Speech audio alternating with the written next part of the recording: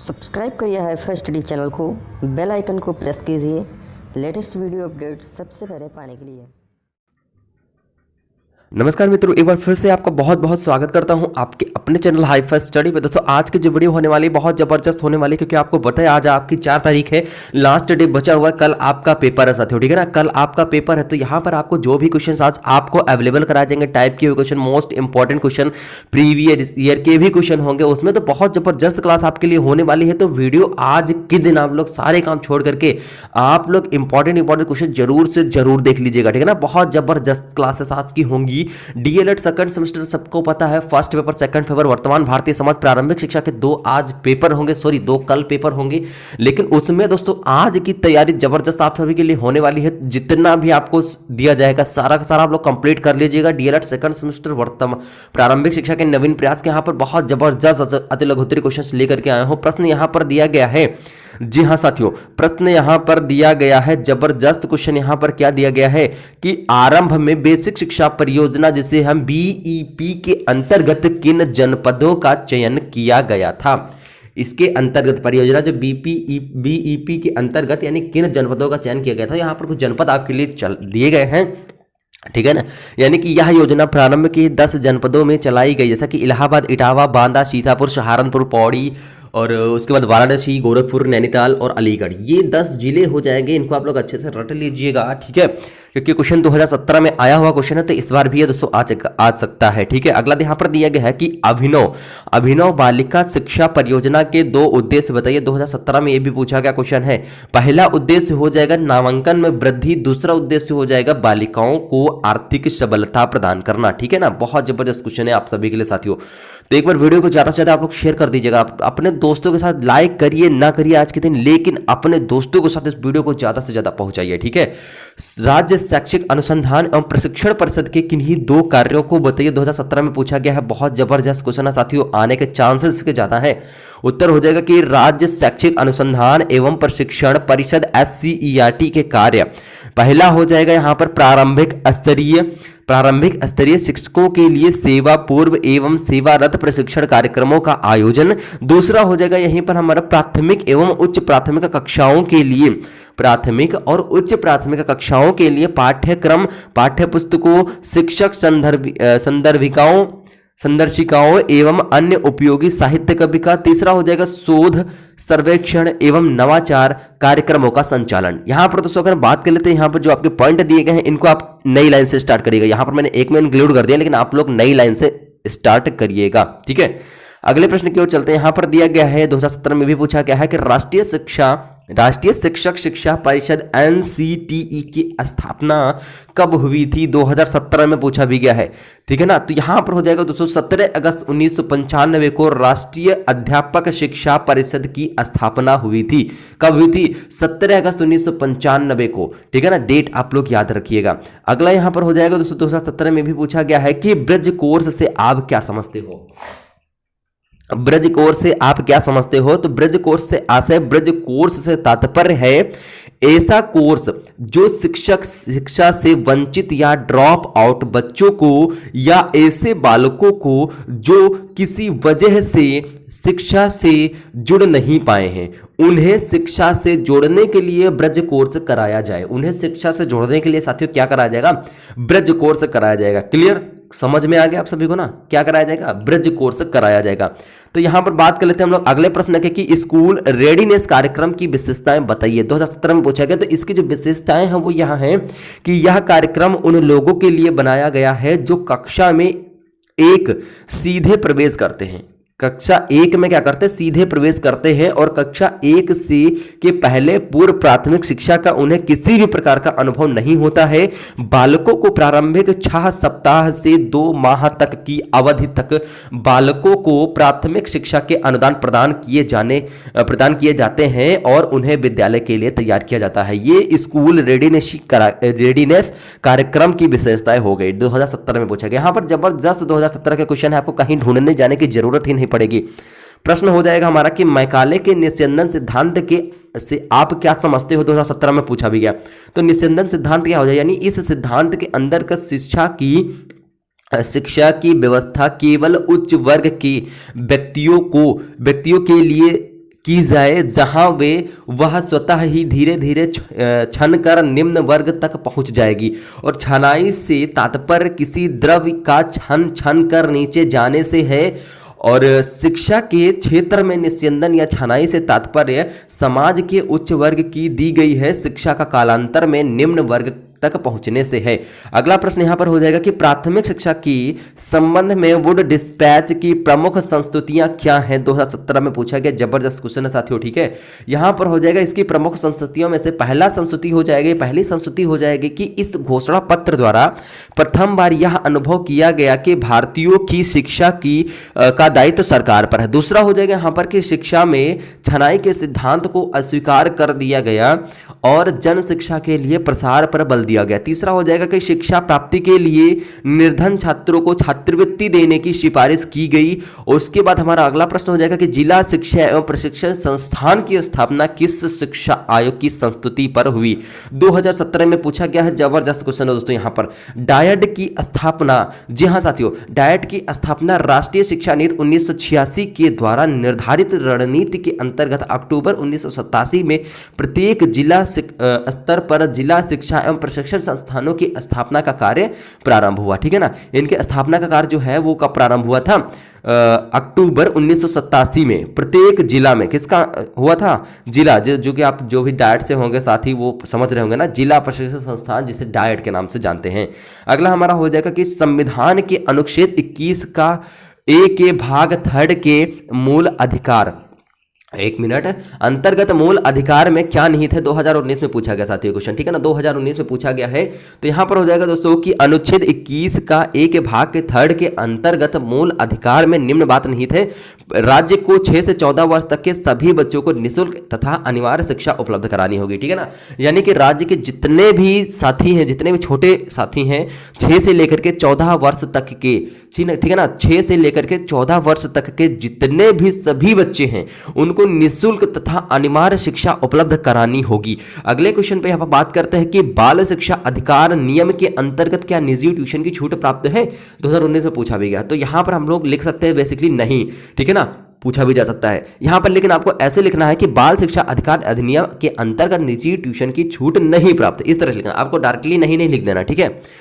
उसके बाद यहां पर अगले क्वेश्चन की बात कर लेते हैं हम लोग। यहां पर दिया गया है कि कलकत्ता मदरसा की स्थापना कब और किसने की थी? 2019 में पूछा भी गया है।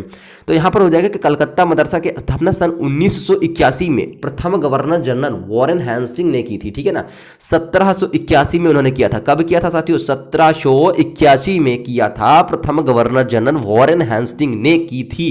क्लियर। यहीं पर बात कर लेते हैं हम लोग अगले प्रश्न की कि मिशन स्कूलों की 4 विशेषताएं लिखी है। मिशन स्कूल की 4 विशेषताएं लिखी है, 2019 में पूछा भी गया है। यहां पर हो जाएगा दोस्तों कि इसकी जो स्कूलों में पाई जाने वाली जो विशेषताएं वो निम्न है। पहली विशेषता इसमें से क्या हो जाएगी कि कक्षा की शिक्षण प्रणाली प्रारंभ करने का श्रेय इन्हीं को जाता है, ठीक है। दूसरा यहां पर हो जाएगा कि आधुनिक शिक्षण विधियों का प्रयोग किया जाता है। यानी आजकल क्या है, आधुनिक शिक्षण विधियों का प्रयोग बहुत ज्यादा किया जाता है। बात कर लेते हैं हम लोग यहां पर कि प्राथमिक स्कूलों में शिक्षा का माध्यम भारतीय भाषाएं थी। जो शिक्षा का माध्यम थी वो प्राथमिक स्कूलों में शिक्षा का माध्यम भारतीय भाषाएं थी, ठीक है ना, जितनी भी भारतीय भाषाएं हैं। उसके बाद हो जाएगा यहां पर कि इन स्कूलों में ईसाई धर्म की शिक्षा अनिवार्य रूप से दी जाती थी। यानी इन स्कूलों में क्या होता था कि जो मिशन स्कूलों की 4 विशेषताएं थी वो उसमें क्या था कि इनमें ईसाई जो थे, ईसाई वर्ग के ईसाई धर्मों की शिक्षा जो थी वो अनिवार्य रूप से दी जाती थी।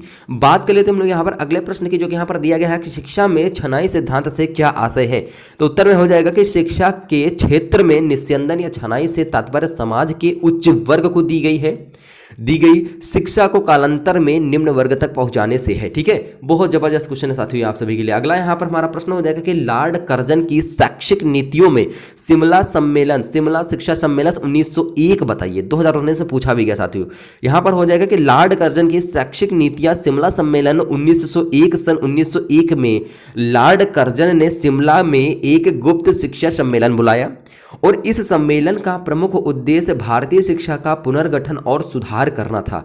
इस सम्मेलन में 150 प्रस्ताव पारित किए गए जो शिक्षा नीति संबंधित सरकारी प्रस्ताव और कर्जन की शिक्षा नीति के आधार बने और इस नीति के अंतर्गत भारतीय विश्वविद्यालय आयोग को नियुक्त किया गया और इसके पश्चात तदोपरांत 11 मार्च 1904 को लॉर्ड कर्जन ने अपनी शिक्षा नीति को एक सरकारी प्रस्ताव के रूप में प्रकाशित किया।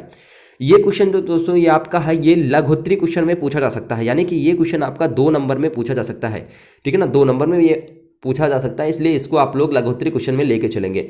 अगला यहाँ पर बात कर लेते हैं हम लोग कि राष्ट्रीय शिक्षा नीति 1992 में राष्ट्रीय शिक्षा व्यवस्था के विषय में क्या कहा, 2019 से पूछा भी गया साथियों। यहाँ पर हो जाएगा कि संपूर्ण भारत में शैक्षिक संरचना एक समान होनी चाहिए और यह शैक्षिक संरचना 10+2+3, मैंने काफी बार आपको बताया शैक्षिक संरचना, ठीक है ना, मैंने काफी बार आपको मॉक टेस्ट में भी बताया है, ठीक है। यहाँ पर क्या हो जाएगा 10+2+3 के आधार पर होनी चाहिए और इसे सभी राज्य अपने अपने यहाँ लागू कर दें, यानी कि जितने भी राज्य हैं वो अपने अपने यहाँ लागू कर दें। शिक्षा की राष्ट्रीय प्रणाली राष्ट्रीय पाठ्यक्रम संरचना पर आधारित होनी चाहिए, ठीक है ना। ये 2019 में पूछा गया साथियों, जबरदस्त क्वेश्चन है। अगला हमारा प्रश्न हो जाएगा कि शिक्षा बिना बोझ के नामक शीर्षक किसके रिपोर्ट में प्रस्तुत की गई, स्पष्ट कीजिए, 2019 में पूछा भी गया है, यशपाल समिति की रिपोर्ट में।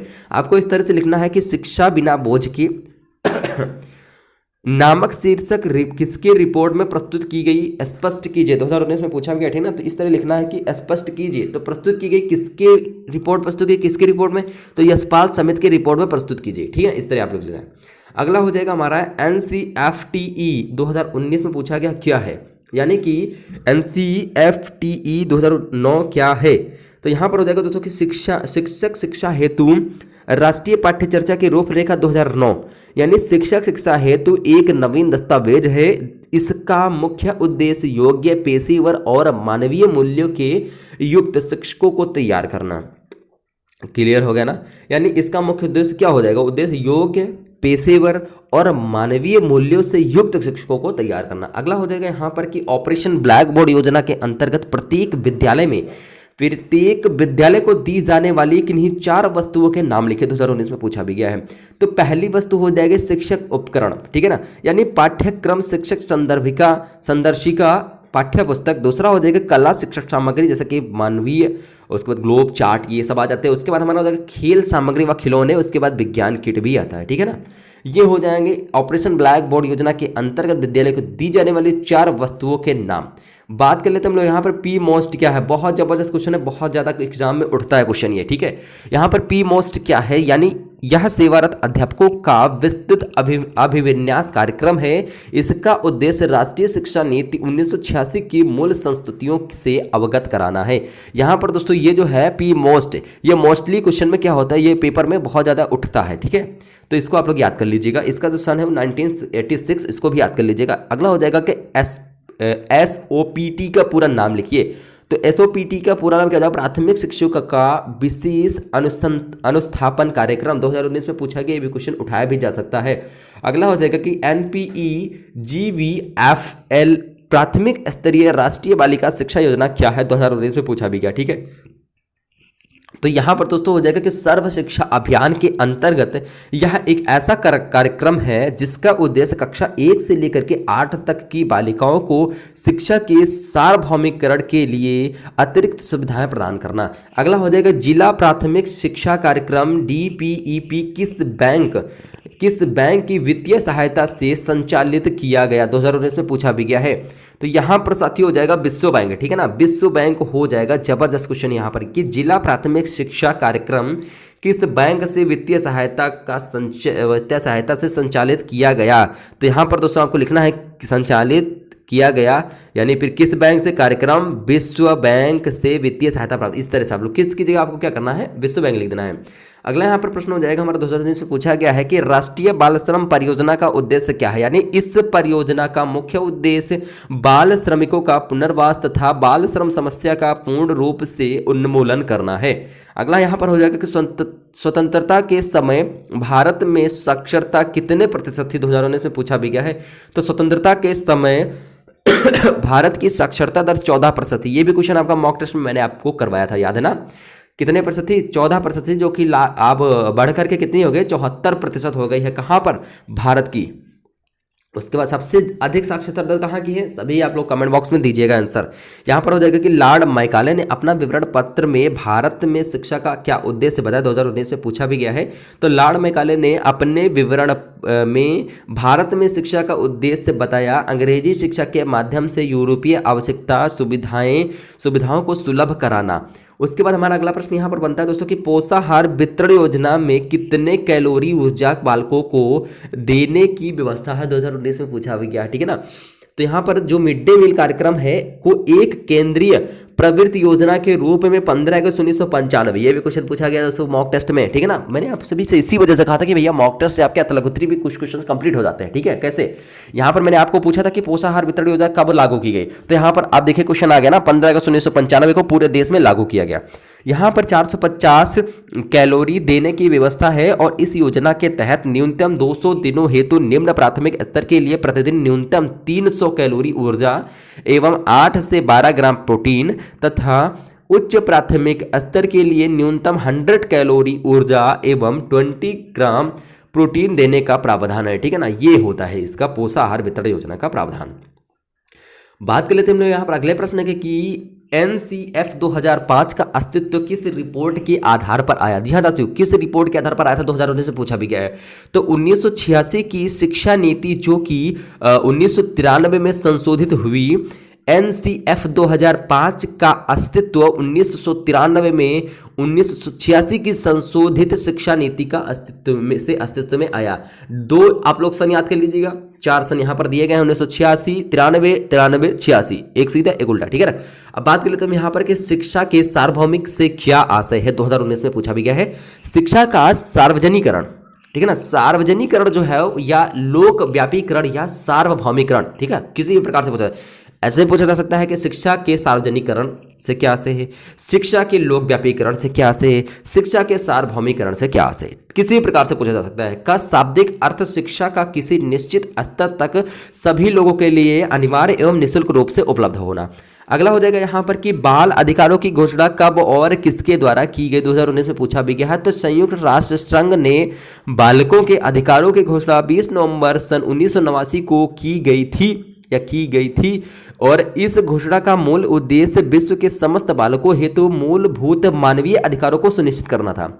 बात कर लेते हैं हम लोग यहाँ पर, फिर से क्वेश्चन आ गया कि पी मोस्ट का कार्यक्रम का पूरा नाम लिखिए। Programme of mass orientation of school teachers, यानी पी मोस्ट अध्यापकों का विस्तृत अभिन्यास कार्यक्रम है इसका पूरा नाम। अगले यहाँ पर बात कर लेते हैं कि संपूर्ण साक्षरता अभियान का प्रेरक वाक्य क्या है, 2019 में पूछा भी गया है। तो संपूर्ण साक्षरता अभियान का प्रेरक वाक्य एक पढ़ाएं एक है। ये भी क्वेश्चन आपका दोस्तों मॉक टेस्ट में याद हो गया होगा, आप सभी को याद हो गया होगा आप सभी को कि हाँ जी हाँ साथियों, ये पूछा गया था ना, कमेंट बॉक्स में जरूर बताया, पूछा गया था ना कि संपूर्ण साक्षरता अभियान प्रेरक क्या है। एक पढ़ाएं एक, सब पढ़ाएं सब, 4 पढ़ाएं 4, इस तरह से आया था ना ऑप्शन में। तो यहाँ पर एक पढ़ाई एक हमारा राइट आंसर था, तो वहां से भी आपका ये देख सकते हैं ना यार, तो लघुत्री भी क्वेश्चन मैंने जितने मॉक टेस्ट करवाए हैं निश्चित रूप से आपके 2 टाइप के क्वेश्चन कंप्लीट होते हैं।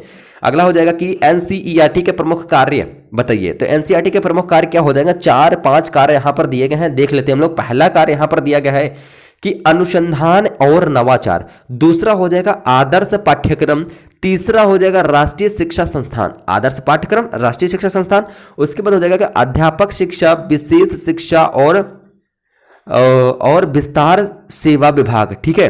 बात कर लेते हैं हम लोग यहाँ पर 5वें पॉइंट की। तो 5वां पॉइंट यहाँ पर दिया गया है विज्ञान किड। तो यहाँ पर दोस्तों मैं आपको एक मिनट बता दूं, ये जो पी मोस्ट कार्यक्रम का पूरा नाम है programme of mass orientation for school teachers. ये पी मोस्ट का पूरा नाम आप लोग जरूर से जरूर साथियों याद कर लीजिएगा, ठीक है ना, जरूर से जरूर याद कर लीजिएगा। 70% हमारे चांस बनते हैं कि ये इस बार एग्जाम में आएगा, ये इस बार एग्जाम में आएगा, 70% चांस बनते हैं। और आप लोग NCERT के प्रमुख कार्य जरूर से जरूर आप लोग याद कर लीजिएगा, ठीक है। अब चलिए अगले प्रश्न की ओर चलते हैं और अगला प्रश्न हमारा क्या दिया गया है देख लेते हैं हम लोग यहाँ पर कि DPEP का प्रारंभ किस योजना के आधार पर किया गया, 2019 में पूछा भी गया है। तो संशोधित राष्ट्रीय शिक्षा नीति 1992 के अनुसार शिक्षा को सर्वसुलभ बनाने के लिए विश्व बैंक इसमें सहायता करता है, DPEP, ठीक है ना। अभी मैंने ऊपर एक क्वेश्चन में बताया था कि इसमें कौन बैंक सहायता करती है, तो विश्व बैंक सहायता करता है। अगला हो जाएगा हमारा क्वेश्चन कि भारत में निःशुल्क एवं अनिवार्य शिक्षा की उन्नति में में मुख्य कठिनाई क्या है, 2019 में पूछा गया, ठीक है ना। इसकी जो मुख्य कठिनाई है वो कौन सी है। लेकिन एक बार भाई सभी साथी वीडियो को शेयर कर दीजिएगा दोस्तों, लाइक करिए, आज के दिन ना करिए, मुझे कोई फर्क नहीं पड़ने वाला, आप लाइक करिए अनलाइक करिए कोई दिक्कत नहीं है, बस अपने दोस्तों के इसको ज्यादा से ज्यादा शेयर करने की कोशिश करिएगा। जबरदस्त क्वेश्चन है दोस्तों ये, ठीक है ना। इन क्वेश्चनों से उनको भी अवगत कराएं, ठीक है। यहां पर हो जाएगा कि भारत में निःशुल्क एवं अनिवार्य शिक्षा की उन्नति में मुख्य कठिनाई क्या है, 2019 पूछा गया। तो मुख्य कठिनाई की कौन कौन सी हो जाएगी। पहली हो जाएगा कि सुविधाओं की सार्वभौमिकता का अभाव, दूसरा हो जाएगा नामांकन की सार्वभौमिकता का अभाव, तीसरा हो जाएगा कि शिक्षा को बीच में छोड़ने की सार्वभौमिकता। तो दोस्तों ये थे आप सभी के very very most important question, ठीक है ना। सभी सेमेस्टर की क्लासेस यहाँ पर अवेलेबल हैं, सभी सेमेस्टर की ऑल फ्री क्लासेस है, कोई भी चार्ज, किसी भी प्रकार का कोई भी चार्ज नहीं लिया जाता है। यूट्यूब चैनल आपको पता ही है हाईफाई स्टडी, तो इसको सब्सक्राइब करना तो बनता ही है, इसको तो सब्सक्राइब करना बनता। तो ये क्वेश्चन आप सभी को कैसे लगे हैं फटाफट से आप लोग कमेंट बॉक्स में बताइएगा। और आशा करते वीडियो आपको पसंद आया होगा, और अगर वीडियो पसंद आया तो सबको पता ही आपको क्या करना होता है। लेकिन आज अगर वीडियो पसंद आई है तो आज की वीडियो पसंद आने पर आपको पता क्या करना होगा। यहाँ पर हमारा रूल चेंज है, आज के दिन वीडियो को शेयर करना होगा, लाइक नहीं करना, वीडियो को शेयर करना होगा आप अपने दोस्तों के साथ, ठीक है ना, वीडियो पसंद आने पर। तो ठीक है, तो मिलते हैं नेक्स्ट वीडियो के साथ, तब तक के लिए थैंक यू। जय हिंद, जय भारत, वंदे मातरम।